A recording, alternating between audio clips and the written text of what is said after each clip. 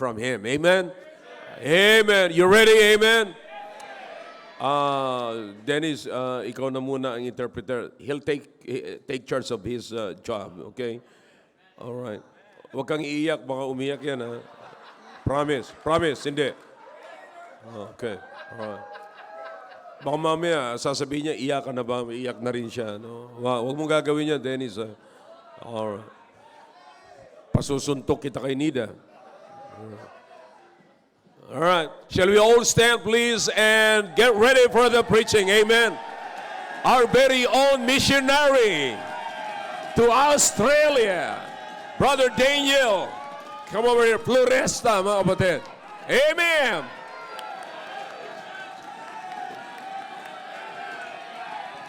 Amen.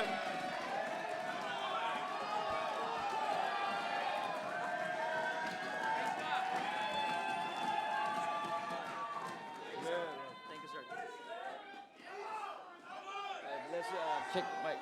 Magandang gabi po. Salamat po sa pribilehiyo. And it's good to be in the house of God.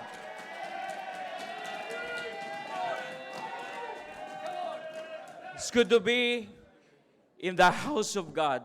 Thank you so much po sa prayer. Sabi, si Sir Daniel kasi, ay si Sir Dennis kasi.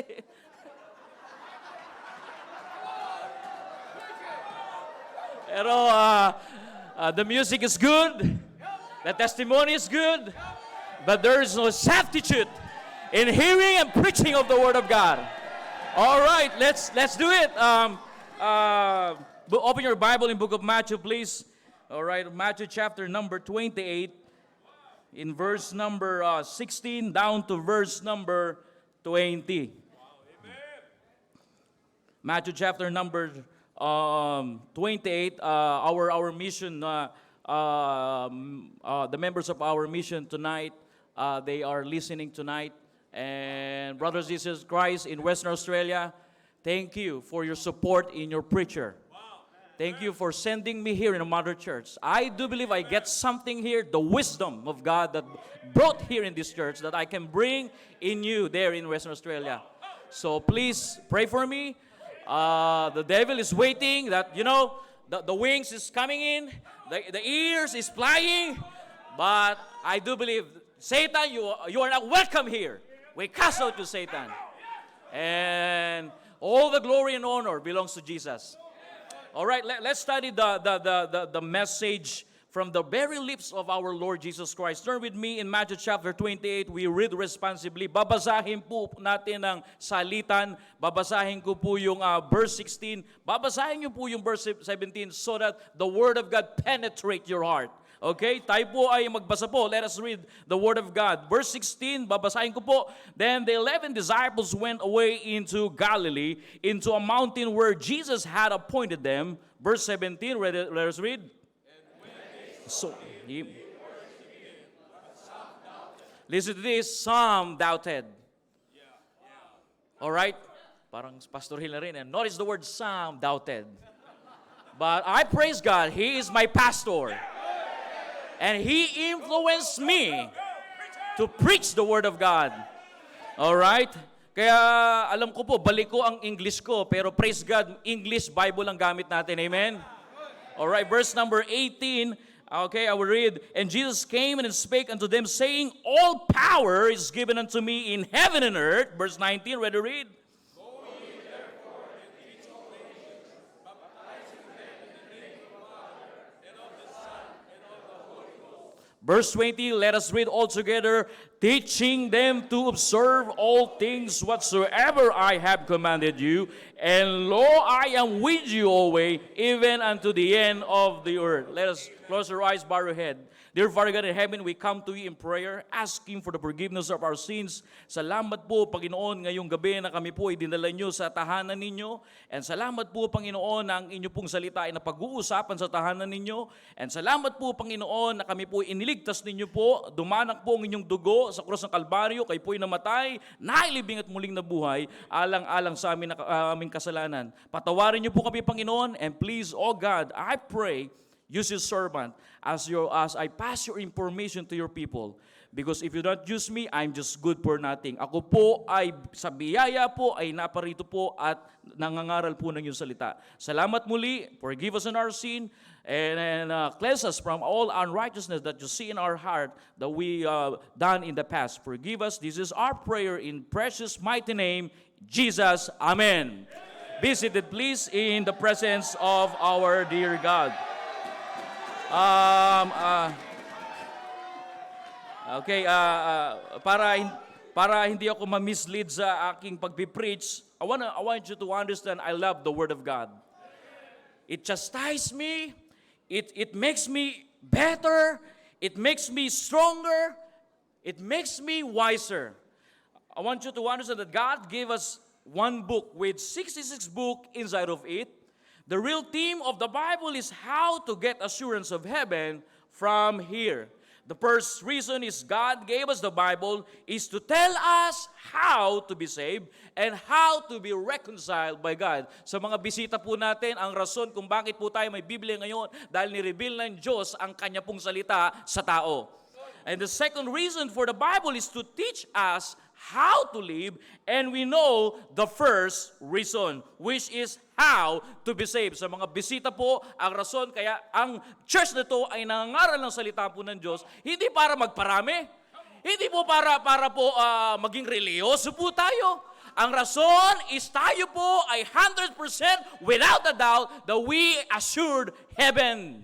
Gusto po ng Diyos na ang bawat isa po, 7.6 billion, the desire of Jesus is to save our soul. Yan po ang layunin po, mga kapatid. At ito po ang rason bakit po ako tumatayo ngayon dito sa inyong harapan. Hindi po dahil ako si Daniel, hindi po dahil ako po yung nakaupo dyan dati, nag-backslide after Bible school, gumawa ng kalokohan, pero salamat po sa Panginoon, He picked me up and He changed me and He called me in the ministry. What a great God! Doon galit si Satanas, mga kapatid, pagkatapos sirain ang buhay mo, aayusin po ng Diyos. Hindi na po wala na kayong sisirain sa akin. Sirang-sira na po ako. Set me up. No. Ang totoo po niyan is all by the grace of God. Now, Sir Jonard, nasa na kayo? Sir. The Bible says, balik na po tayo sa Biblia, mga kapatid. Okay? I want you to understand, brothers and sisters in Christ, according to the scriptures that we read, Jesus issued what has come to be called the Great Commission. The message will focus on the Great Commission. Wala na po tayong babaguhin po dyan.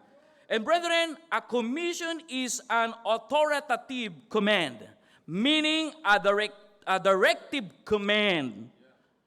Yan po, mismo po ang Panginoon po ang nagsasalita. At when Jesus spoke this word directly to His disciple and indirectly to us, He was giving the church her marching orders.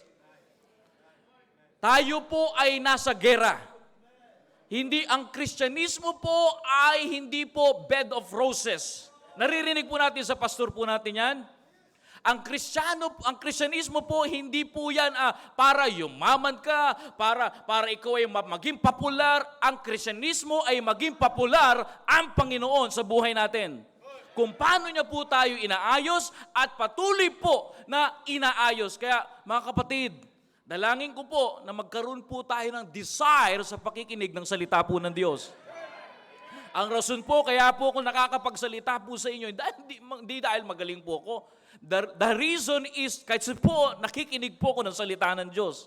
Ang nagdala sa akin sa Western Australia, of course, I praise God to my wife, ginamit po siya ng Panginoon. I really praise God for her. Sabi niya, sa 4 years na sa mission tayo, ano ba tawag mo sa akin? Baby my loves, dami tawag sa akin. Tawag mo sa akin. My husband. Sabi niya sa akin, wala akong regrets. For 4 years. Kami pong dalawa ay nagmi-mission self-supporting. Sabi ng church, we will support you, pastor. We will support you, our preacher. Sabi ko, meron tayong building project. Kasi naglagay ang Diyos ng 10,000 square meter, wala naman tayong building. So kailangan dalihin natin doon yung funds natin. Mag-e-invest ako. Set an example tayo ngayong taon. Set an example. And then for 4 years, nakaipon po yung ating mission church doon. Sinesend ko po kay pastor yung aming statement, yung aming expenses, kung paano po pinagpala ang Diyos, kung paano po maraming umalis. They don't like Daniel. At sasabihin ko na po sa inyo yan, ayaw nila si Daniel. Kasi kilala nila kung sino si Daniel dati. But praise the Lord, amen? Sinasabi po ito sa simbahan, hindi kay Daniel, sa simbahan po ng Diyos. Kita niyo po ito mga kapatid, he was giving the church her marching order.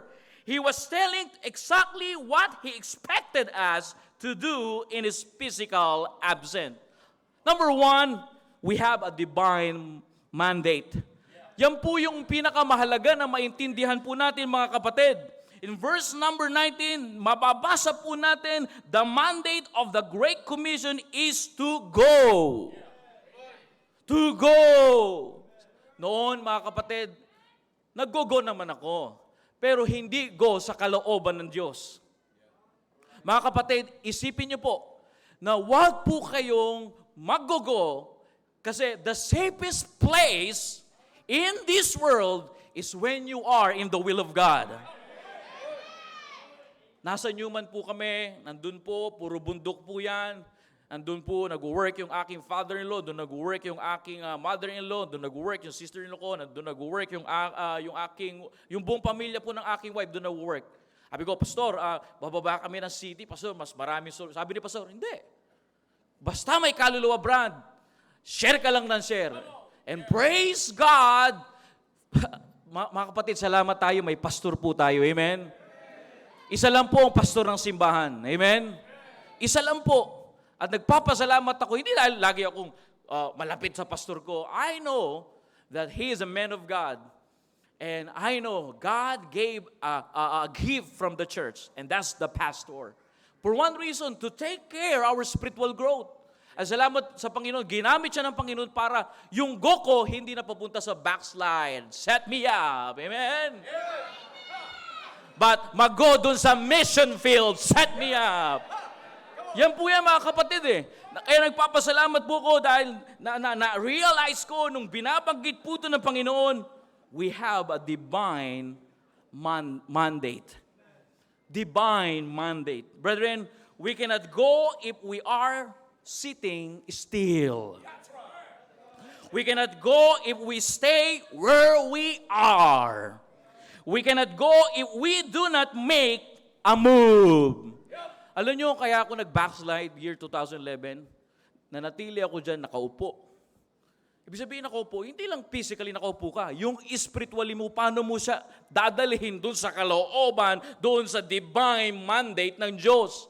I know soul winning, I know discipleship, I know knocking doors, but the problem here, it's compliance. And Jesus simply telling tonight, you have a divine mandate. We have a divine mandate. Go, Mark chapter 16 verse 15 says this, go ye into all the world and preach the gospel to every creature. Tandaan po natin, yan po ay divine mandate. Hindi po yan ang galing po lang sa Prime Minister ng Australia. Hindi lang po yan ang galing sa Queen ng England o King George na pala ngayon. Hindi po yan galing sa ating presidente dito sa Pilipinas. Galing po yan sa ating tagapagligtas na Jesus Cristo. Amen? Number 2, all right? We have a divine message. Amen? We have verse number 20. The scripture says it's very clear. The Bible says, teaching them to observe all things whatsoever I have commanded you. Jesus tell his followers to share a specific message. To observe all things whatsoever I have commanded you. Jesus told this to the church. Naniniwala po tayo sa Bible-believing, Baptist Church. Yan po ang church ng Panginoong Hesukristo. Doon sa Australia, meron po doon kung tawagin na Union Baptist Church. At niyaya pa po ako doon mag-preach sa church po nila. At amen din sila, kahit bali-bali ko, English ko, praise the Lord, set me up again. Talagang matindi talaga. Pero salamat sa Panginoon. Okay. Nakita ko mga kapatid yung sinabi ng Panginoon. Kung bubuksan nyo sa Matthew chapter 16 verse 18, what the Bible says there. The Bible says, Jesus said, I will build my church. It means He is the builder of the church. And praise God, He is the one to build your spiritual life. He is the one to build our spiritual life. He is not only a builder. The Bible says, I will build my church. It means He is the founder of the church. And only in the book of Ephesians, He said, I am the Savior of the church. He said, my church comes from the Greek words ekklesia, which means called assembly. That's why the church that we believe, mga kapatid, na tinatag ng Panginoon is the group of people that repented sinners, received the forgiveness of God, saved, baptized believers, enjoy together in doctrine, in fellowship, to carry out the gospel of the Lord. Yan po ang church. Pag ang church hindi na po pumupunta para ipangaral ang mensahe ng Diyos, there's a big problem in this church. Pag ang simbahan po ay tinatamad na dahil si area leader na lang ang kanyang ikaw area leader, ikaw mag-soul winning. Di ba area leader ka, ikaw kumakanta rito, ikaw na re-recognize dito, di ba, ikaw lang, ikaw na mag-soul winning. Hindi po yun mga kapatid. Pag ganun na po ang attitude natin, ay, hindi ka kasali sa church ng Panginoon yan, kahit ligtas ka na. Bakit? Ito po ang church. The one that joined together, amen? Joined together in doctrine and fellowship. Kaya nga dito po sa simbahan, punong-puno po tayo ng programa. Actual and virtual. Magpasalamat po kayo mga kapatid. Meron po kayong ganito. Pilitin man namin ang mga tao roon, matutulog na lang sila sa kakatrabaho. Opo, mayroon pong tinatawag na day shift, mayroon pong tinatawag na night shift. They're working inside in the mind and they work, mga kapatid, fortnightly. Pag na-assign sila sa fortnight na ito, tuwing umaga lang sila, may na-assign naman. Ngayon po, si Brother Giovanni, he said, Daniel, hindi ako makakatin sa virtual kasi papasok na ako. Kasi ang start ng aming service po is 2:30 to 4:30 kasi papasok yung mga panggabi ng 5:30. Ganun po namin pinagkakasya na para makapakinig sila ng Word of God. And praise God, ginamit ang Mother Church again para may mga link tayo na after nilang magtrabaho, it will fire up them. Amen? It will encourage them. And praise God, dahil kayo po ay sumunod at alam nyo po na we have a divine message, sinusuportahan nyo po ito. Amen? Nagpapasalamat kami po dyan. You will understand here, brethren, no po, He came to this world, the gospel a reality. Yan po ang rason, yung ebanghelyo. Yan lang po mga kapatid. Very simple and specific message that we have in Bible-believing, independent, King James, mission-minded Baptist Church. Ito lang po. Kaya po, doon po, kung ano po yung natutunan ko rito, praise God, meron na po tayong bunga na nagsusoul winning. Isa doon yung asawa ko, nag-aral ng Bible school. Na in love po siya soul winning. Sinasama ko po siya, siyang nag-held ng children ministry every Saturday. Wow. Siya po yung nagdadala. Sabi ko, wife, di ba ang sasakyan mo ay panglimahan lang? Bakit 8 sila nakasakay dyan? That's good. That's good. Yeah. So, kasi iniiwan mo ako eh. Yun. So, sinamahan ko po siya. 2 na po yung sakyan namin. Yung iba po, nilagay ko, yung ibang bata, sinama ko. Yung mga bata, natututo na pong mag-soul winning. Hindi man sila 100, hindi man sila 500, pero ang mahalaga mga kapatid, 5, 3 na nagtitipon-tipon sa pangalan ng Panginoon, He is in the midst of us. It's not all about the number. Kaya yung asawa ko po, na-in love sa ministry. Na-in love din po siya sa akin. Kailangan may ganun po para mamaya medyo tayo. Set me up tayo mamaya.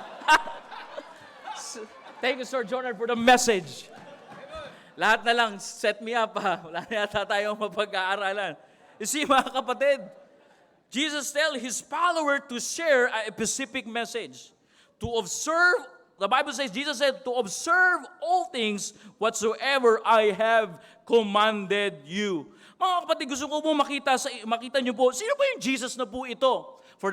Sa ating mga bisita o sa mga second-timer, Jesus that I'm talking about is Jesus of the Bible. Jesus that I'm talking about is 100% God. He's not part of God. He's not lesser God. He is God. He is not part of God, but He was God with the other two members of Trinity. He is equally to the Father and the Holy Spirit, my friend. That's why, brothers and sisters, Jesus can meet you in your home. Amen? Jesus can meet you, redeem you in your job. Hawak lang. Jesus can pull you on in your Bible. Meron po akong statistics po rito, nilagay ko po. Ang problema sa town is 48 of marriage there, or family issue, 48% sila po ay broken. And 20%, di po eksakto, 20% sila po, yung lalaki, magpapakamatay. Salamat po tayo sa Panginoon.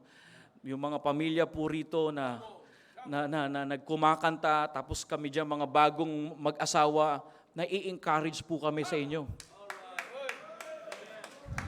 Dahil, ang marriage ay hindi po yung, ang ating pastor sabi niya, investment po yan. You need to put your time, thinking, life, effort, finances dyan po sa marriage.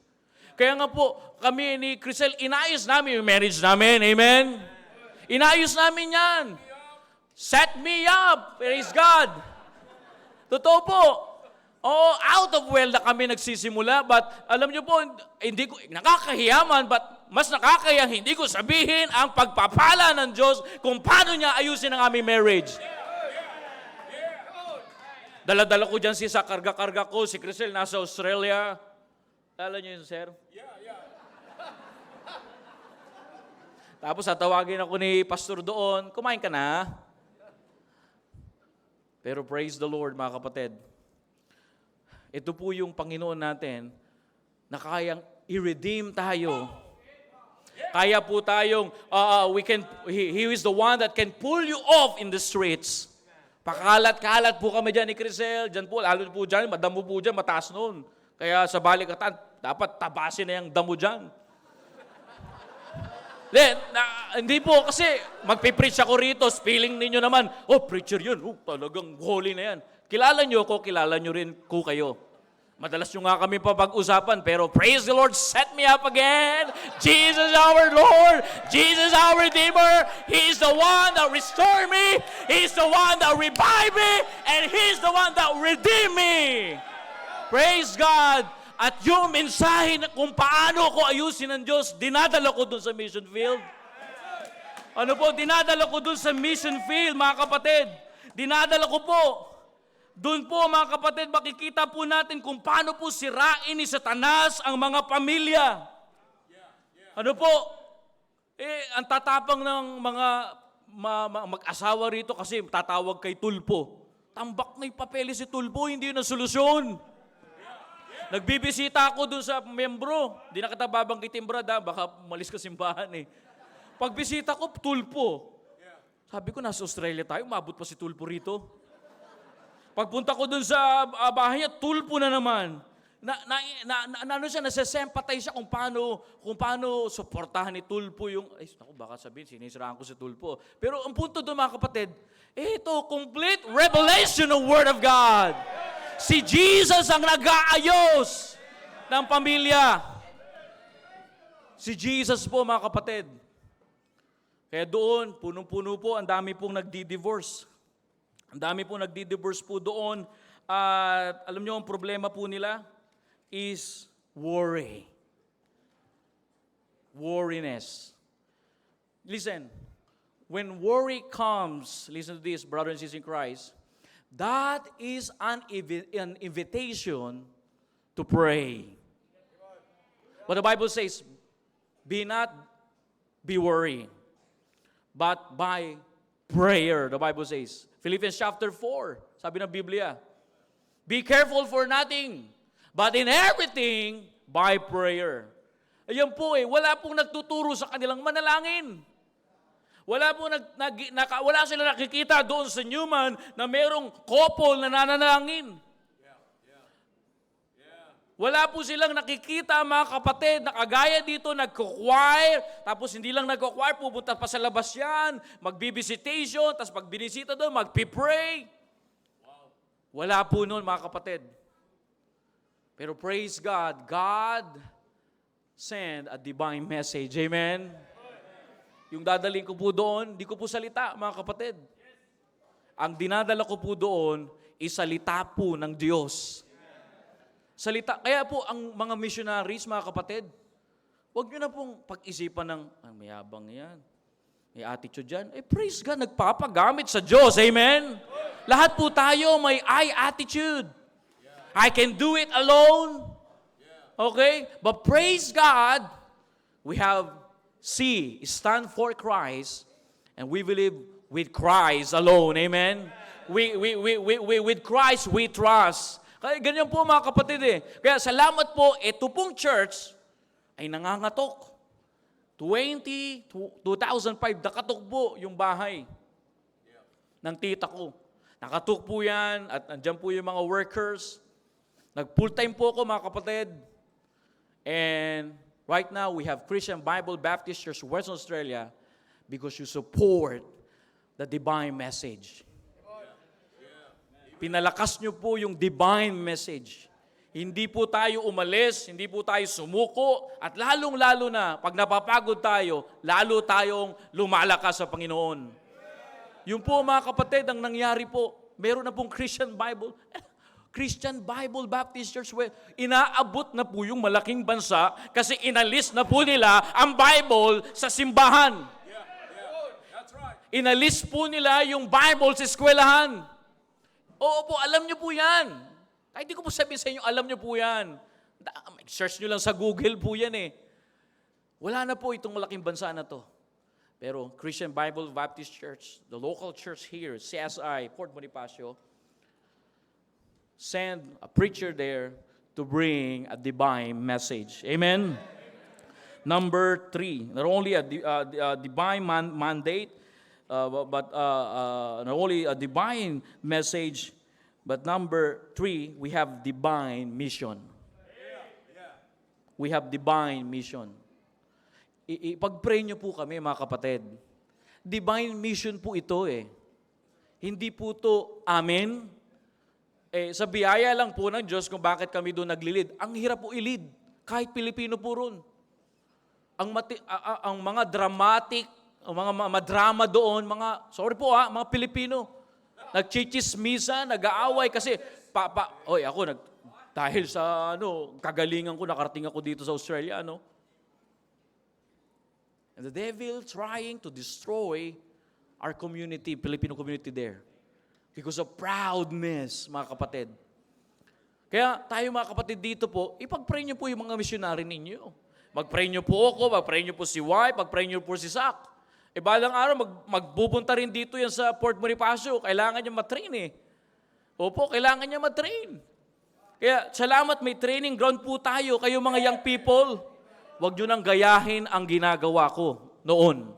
Gayahin nyo na yung ginagawa ko ngayon. Amen? Gayahin nyo ang ginagawa ko ngayon. Malakas loob ko. Bakit? Nagso-soul winning ako Meron kaming report. Sabi ko sa church, ito yung soul winning ko. Ito soul win mo.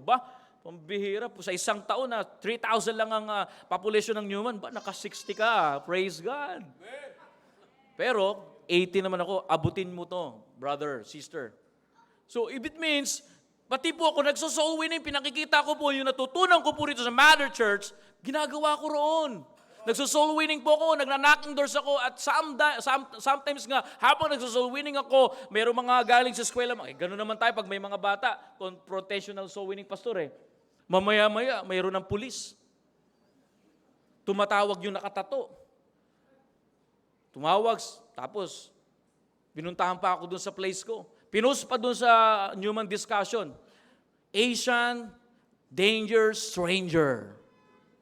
Wala naman akong ginagawa. Binigyan ko po ng track. Sabi ko, pre-information, might. Kailangan sir, medyo miss lang po eh. How are you, Mike? Doing well. Thank you. Yung pala, parang gusto nila ako ipakulong. Child abuse daw. Pambira, kala ko naalis na ako sa Mother Church sa child abuse. Doon na naman, child abuse. Set me up! But praise God, yung police na yon, meron akong picture. Daniel, salamat sa Panginoon, nakilala kita, nabahagian mo ako ng salita ng Diyos, at ako ngayon ay naniniwala sa mensahe mo. Sa mensahe na binigay ng Panginoon sa iyo. And the specific message that we have is the gospel of the Lord. That the shed of the Lord Jesus Christ, para saan po? Para malinis po tayo sa kasalanan. O turn with me in 1 John, please. 1 John. 1 John, chapter number 1.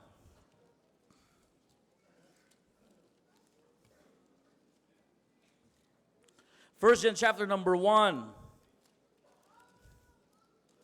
Ano po sabi ng Bible? Verse number 7. First John chapter number 1, verse 7. Are you there? Amen? But if we walk in the light, as He is in the light, we have fellowship one with another. Amen? And the blood of Jesus Christ, His Son, cleanses us from all sin. Yung police officer na yon, dahil nagkikilining ako sir sa police station eh. Hindi ko kinakahiyaya mga kapatid, yun ang nagsosupport sa panggasolina ko. Nagbabayad ako ng bills. Opo. Lahat-lahat po. Kami nagluluto, si wife ang nagluluto ng pagkain sa church. Hindi niya kinakaltas sa, actually, madali ang dolyar mga kapatid. Sa daming trabaho. Pero ano yung namin dolyar kung mayroong kaluluwa na pupunta sa impyerno?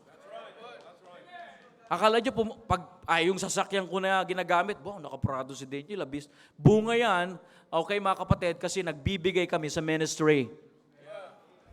Nagbibigay kami. 4 years, wala kami kinukuhang support by the grace of God. Nagbibigay ang asawa ko sa ministry. Binigay niya yung time, thinking, life niya sa ministry. Now, binibless kami dahil alam niya, magbabiyahe kami, sir, kung kotse lang yon, mamaya may dumang road train doon, wala na. Tira na lang yung manubela, tanggal na yung bubong. Kailangan namin ng 4x4 kasi magbabiyahe rin kami. Pumunta kami sa Broome. Sini-reach out namin 600 kilometers from our town. We drive there. You drove there. Yung road train po, yan po yung napakahaba na parang ano po yan, lagayan po ng mga iron ore. Tapos mahaba po yan. Yan po yung mga kinukuha nila doon sa mga bundok at yan po yung nagiging bakal. At binisend sa China at yung bakal na yan, yung po yung ginagamit natin sa mga industry. Pero, mga kapatid, road train, tsaka rough road, kailangan namin ng 4x4. Hindi namin pinakikita sa tao na okay kami sa Newman. Pinakikita namin, naging okay because the safest place in this world is when you're in the will of God. And I really praise God. Kaya po, ito po yung hamon sa atin mga kapatid. We have a divine mentor. Amen? I'm done, mga kapatid. Because na kami po ay naging missionary ng church, hindi po kami iba sa inyo. Hindi po kami mataas sa inyo. Lahat po tayo rito ay pantay-pantay sa harapan ng Diyos. Pero sino kaya? Who is Jesus to you? Yan po, praise God, we have a divine mentor. Mga kapatid, ang Panginoon lang po sa mga bisita, kayo mga bisita, ang nagdala sa inyo rito ang Panginoon. Salamat ginamit yung area leader ninyo, salamat ginamit po yung kaibigan, kapatid, KKK, ika nga ni Sir Jonard, kambing, kalabaw, kabayo, KKK. Basta nagso-soul winning. Kaaway. Kapatid, nadala po yan dahil sa soul winning. Ngayon, nadala ka po rito. Who is Jesus to you? Mga kapatid, He is a divine mentor. Jesus of the Bible is read in Nazareth, baptized in Jordan, performed miracles in the desert place, wept over Jerusalem, prayed in Gethsemane. Jesus of the Bible, the divine mentor He is Adam, Redeemer. He is Abel, Vindicator. He is Abraham's sacrifice. He is Noah's ark. Jesus of the Bible, the divine mentor, He is Ezekiel wheels in the middle of a wheel. He is Joel horse pouring out in the valley. He is Mary, baby boy. He is God, only Son. He is James and Jude, older brother. Jesus of the Bible is Matthew King. He is Mark, sobering sermon. He is Luke, great physician. He is John, word made flesh. He is act coming of the Holy Spirit. Jesus of the Bible is the only begotten of the Father, full of grace and truth. Jesus of the Bible is the blessed and holy potentate. He is the faithful and the true witness. He is Alpha and Omega. He is the beginning and the end. He is the first and the last. Jesus of the Bible, He is the lily of the valley. He is the bright and morning star. He is the rising of Sharon. He is the day spring of Israel. He is the stream of Jesse. He is the root of David. He is distinctive in superlative capacity, superlative sovereignty and majesty, exclusive in spiritual beauty, radiant in eternal splendor, much less in super deity. He is God of gods. He is the Prince of princes. He is the fairest of 10,000s. He is the bright and morning star. My brothers and sisters in Christ, ladies and gentlemen, He died one Friday on a hill called Calvary, but the bright early Sunday morning, He arose to prove that life could be eternal. And but as many as received Him, to them gave He power to become the sons of God. But the gift of God is eternal life through Jesus Christ our Lord. That's a divine mentor. What a mentor. Amen? And I want you to understand, mga kapatid, dito nyo po siya makikita sa simbahan nito. In Christian Bible Baptist Church. Why? Dito ko po siya nakita eh. Kaya nga po ako nasa Australia ngayon eh. Sabi ko, uy, pagkakataon ng magdulyar.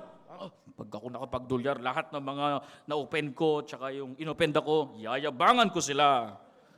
Set me up. Hindi po yun. Hindi po kay Sir John Arjon. Sinagsabi kay Sir John Arjon. Pero hindi, mga kapatid.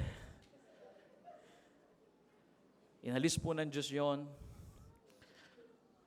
Hindi para maging popular po ang bawat isa, maging popular po ang divine mentor. And tonight, I'm just a sinner saved by grace. Kilala niyo po ako. Kilala niyo po ako. Pero salamat po, binago po ako ng Panginoon. And ako po ay patuloy, pag-pray niyo po, magpagamit po sa Panginoon. Madali magsalita eh, amen? Tama po ba? Amen? Madali po magsalita, amen? Young people, madali magsalita. Madali magsalita sa lalaki, madali magsalita sa babae. Pero pag nasa problema na, ayun na, yung salita, set me up. Pero praise the Lord, mga kapatid. Salamat po. Habang kumakanta kayo kaninang umaga, tapos nagte-testimony yung bawat isa, ngayong hapon, nagte-testimony si Pastor David Ling, it will encourage me to continue. Please pray for 10,000 square meter that God gave to our church there. Dati, nag-church po kami doon. Sabi, di ka pwede ito magtayo ng building, residential to, meron doon. At sa laki ng lupa sa Australia, binigyan po tayo ng 10,000 square meter. Because we have divine mandate, we have divine message, we have divine mission, and we have divine mentor. Sa kanya po yan, mga kapatid. We're just a steward. Kaya nga, kailangan maging tapat po tayo sa Panginoon. Huwag niyo pong titingnan yung sarili niyong maliit. Ganyan po ko noon eh. Sabi ko, sa Australia, balik ko nga English ko, pastor eh. Pero alam nyo, yung nasharean po namin Australian, alam ni wife yan, magpapabaptize pagbalik ko. Your English, Daniel, is perfect. Mamoriel. Asa si Mamoriel? My English is perfect. Praise the Lord. Amen? It's not all about me. It's all about the divine mentor. Thank you so much. To God, all the glory and honor and praise. Salamat po.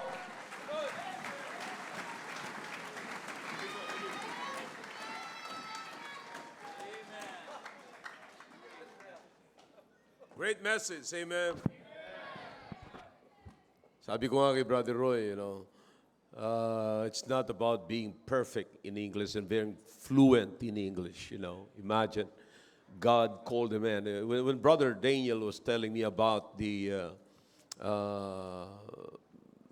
people in his place, the broken family, sabi ko, they really need you there. Kailangan ka dyan. Not because of your experience, but because of the divine message. I know he is very, very experienced about it, but what the people need there is the message of God. Kasi mayroon man, alam niyo, nakita ko po yung grabe yung pangangailangan talaga. Imagine from the Philippines to Australia, and now he's not only baptizing the Filipino people there, it's baptizing the native Inuman, di ba? Yung mga black people yon, di ba? Yung malalaki. And they're getting involved also in soul winning. Yeah. So imagine that. Sila po ngayon ay gumagamit na ng magandang building, di ba? Ngayon. So what if God will provide them their own building? So it's not impossible, mga kapatid. Maliit, alam niyo, konti lamang ho yung population. Just imagine, 3,000. You see, 3,000. May kanya-kanya po sila. Alam niyo naman po, mga kapatid, sa mga lugar na gano'n, may pera po sila kasi nasa mining po sila eh. May pera po sila, mga kapatid. But sometimes, yung pera nga, ginagawa nilang Diyos. Pero salamat sa Panginoon, nagpadala ang Diyos ng tamang persona na magdadala ng tamang mensahe, na magtatayo ng tamang iglesia. And so you pray for them. Mga kapatid, I don't know kung paano kayo tinouch ng Panginoon sa mensaheng ito, but I believe, I'm really encouraged by the message. The fact na tumayo dito si Daniel bilang isang missionary at hindi na backslider, set me up. And hindi na ho backslider, tumayo na siya. And by the way, pakitayo nga, Crisel. Pakitayo nga, yeah, his wife and his son. Yeah. Saki boy. Yeah. All right, tayo. Yeah, tayo. No. Go back to your mom. Yeah, tayo ka, patayo mo sa upuan para makita nila. All right, tayo ka. Tindog, palihog. Yeah, stand in the chair. Stand up in the chair. Yeah, look at that. Yeah, look at that. So that's his son. All right, now listen, ngayon may pamilya na po siya doon. Now, if he can set up a godly family there, if he can raise a godly family there, so that's going to be a great example for the family, for the broken family, that there's nothing impossible with God. God can set up a great, and God can raise more godly family there. Diba? Kasi yun ang problema, kapatid, sa lugar na maraming pera. Sa lugar na kung nasaan ang kasaganaan, nasumasagana rin ang kasalanan. See? Kaya salamat sa Panginoon, nagpadala po siya ng tamang lingkod doon, mga kapatid. Continue to pray for them, continue to pray for our missionaries, and I believe, mga kapatid, the more God will bless us. All right? Shall we all stand and let's bring everything to God tonight, and let's bring these missionaries, our missionaries, to God tonight. All right?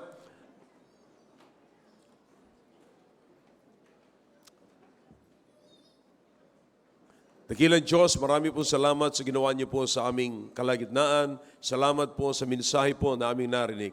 Salamat sa paggamit niyo po kay Daniel, Panginoon. Salamat, Panginoon, sa magandang testimony at tapang na pinagkaloob niyo po sa Kanya upang masyaran niyo po ang mga tao po doon sa Australia, particularly in Newman, oh God. Patuloy niyo po siyang gamitin at mag-raise pa rin po kayo ng mga tao rito, kalalakihan, na magsusuko ng buhay, na magpapagamit po sa inyo. Salamat po, Ama, at pagpalain niyo po ang bawat anak niyo lalapit po ngayon sa inyong banal na trono. Your heads are bowed, your eyes are closed. Let's come to God tonight. Let's come to the throne of God.